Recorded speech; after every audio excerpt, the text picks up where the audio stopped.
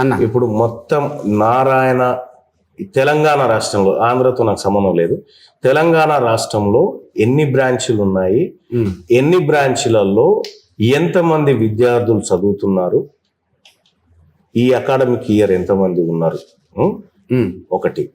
ఇందులో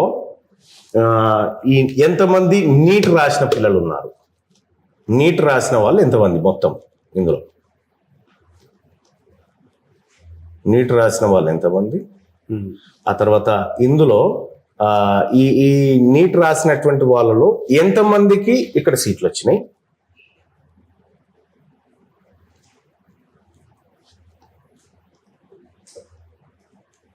తర్వాత ఇక ఇంకొక విషయం ఏంటంటే మొత్తం తెలంగాణ రాష్ట్రంలో ఉన్నటువంటి మీ ఫీజ్ స్ట్రక్చర్ ఏంది,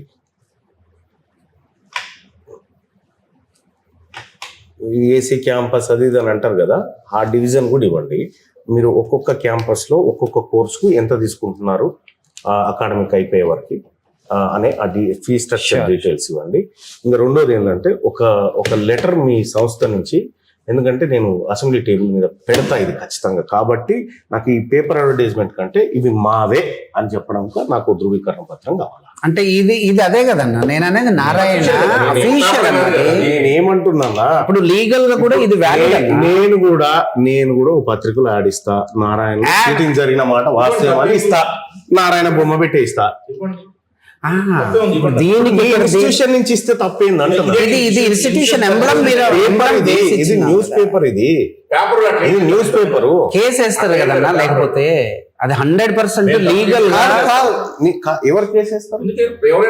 నేనేమంటున్నామా, నీ ఇస్తే ఏమైతుంది, ఇది ఫైనలే కదా అసలు. నేనేమో అఫీషియల్ లో మీరు డిస్క్లైమర్ చాలా దాని చుట్టూ పెట్టినారు, ఓకే, కానీ నేనేమంటున్నా ఈ ర్యాంకులన్నీ మావే అని ధృవీకరించి మాకు ఒక లెటర్ ఇవ్వండి, రాసుకోండి అని ధృవీకరించి మీ సంస్థ నుంచి ఒక లెటర్ ఇవ్వండి.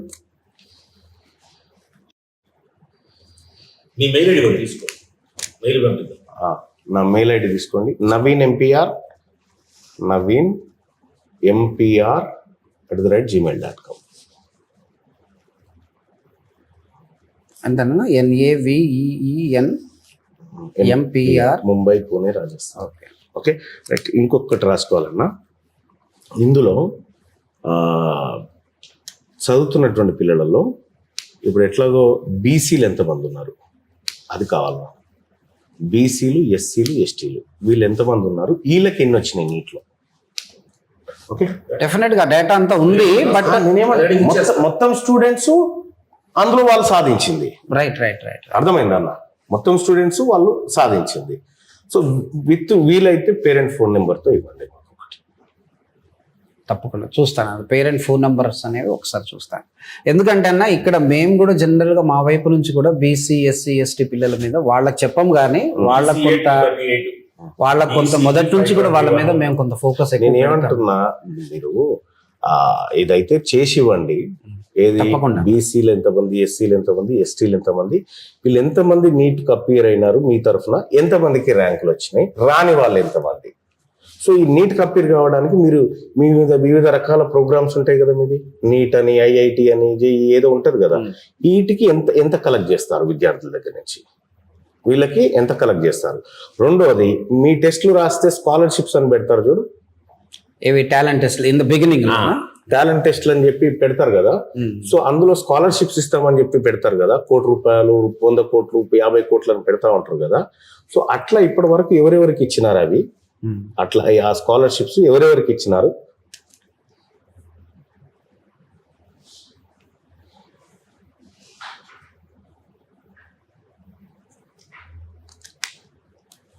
స్కాలర్షిప్స్ ఎంతమందికి ఇచ్చినారు?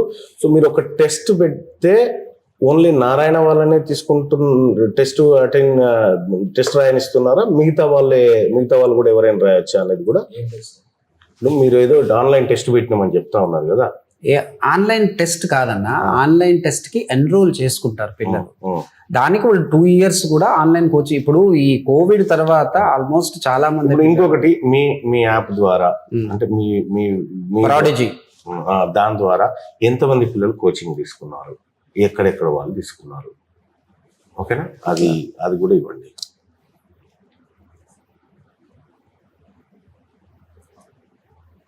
ప్రాడిజీలు ఎంతమంది ఎన్రోల్ అయ్యారు? అంతే అంతే అది ఎంతమంది ఎన్రోల్ అయ్యారు, అందులో నారాయణ పిల్లలు ఎంతమంది? నారాయణ పిల్లలు ప్రాడజీలో ఎంటర్ అవ్వరు కదా.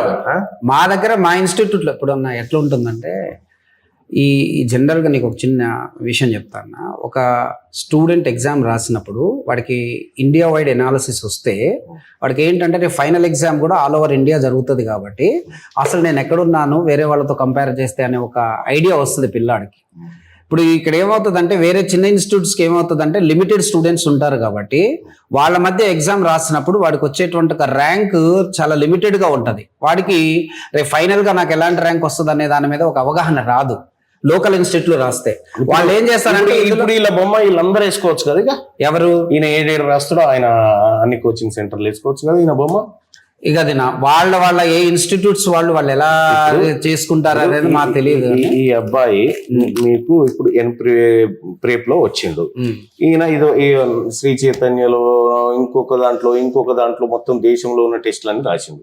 ఇప్పుడు వాళ్ళందరికీ ఈయన ర్యాంకర్ అయినా ఇక అది వాళ్ళ ఏ ఇన్స్టిట్యూట్స్ తో ఉన్న కమిట్మెంట్ ని బట్టి ఉంటుంది అన్న. మేము ఇక్కడ తీసుకునేది కంపల్సరీగా వాళ్ళకి ఏంటంటే when you are using our resources 100% రేపు పొద్దున రిజల్ట్స్ వస్తే కంపల్సరీగా మేము యూజ్ చేసుకుంటాం అనేది ఒక డిస్క్లైమర్ కాదు, అది ముందే వాళ్ళకి చెప్పే తీసుకుంటాను. ఎందుకంటే మా రీసోర్సెస్ యూజ్ చేసుకుంటున్నాడు, మా ఎగ్జామ్స్ యూజ్ చేసుకుంటాడు, మా ఎనాలిసిస్ సిస్టమ్ యూజ్ చేసుకుంటాడు, మా అసైన్మెంట్స్ యూజ్ చేసుకుంటాడు, డౌట్స్ ఏమైనా వస్తే మా టీచర్స్ యొక్క సర్వీసెస్ యూజ్ చేసుకుంటాడు.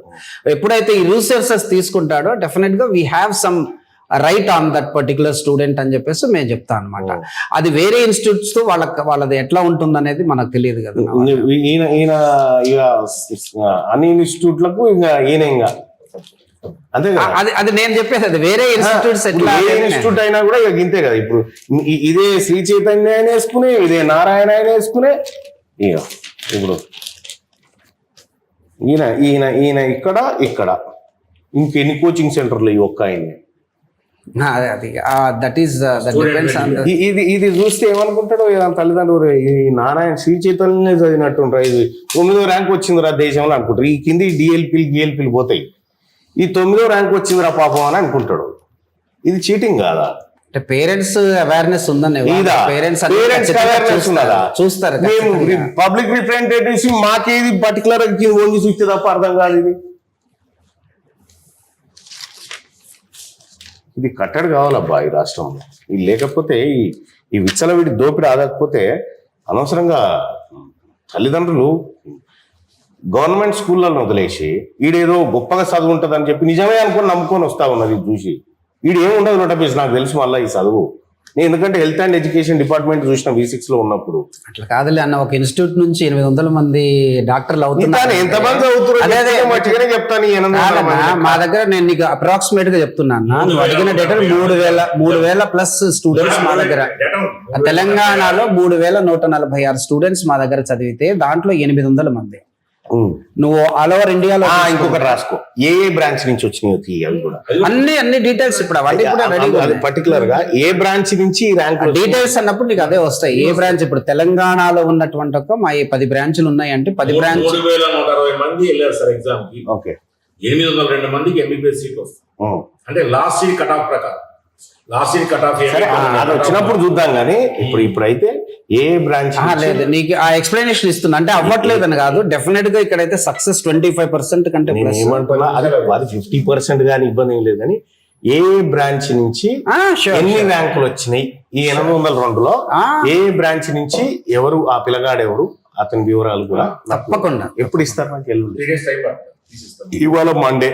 అంటే ఇప్పుడు ఈ సీట్లు వచ్చేవి మనం కట్ ఆఫ్ ని బట్టి ఇప్పుడు ఇచ్చేస్తామా లేకపోతే కౌన్సిలింగ్ అయిన కట్ ఆఫ్ ఇచ్చినా పర్లేదు, లేకపోతే అది ఎప్పుడు అలాట్ చేస్తారు. సీట్లు వచ్చే కౌన్సిలింగ్ వరకు 1.5 month పట్టుద్దాం. అప్పుడు మళ్ళీ ఇంకోటి తీసుకుంటా. కానీ ఇప్పుడైతే ఇది ఇచ్చేయండి. ఇప్పుడు ఇది ఇచ్చేయండి. ఇవాళ మండే ఉన్నట్టుంది కదా, ఇవాళ మండే కదా, ట్యూస్డే, వెడ్నెస్డే, థర్స్డే, ఫ్రైడే రోజు కల్లా నాకు పంపించండి. నేను ఒక మనిషిని పంపిస్తా, మీ డాడీకి పంపించమంటే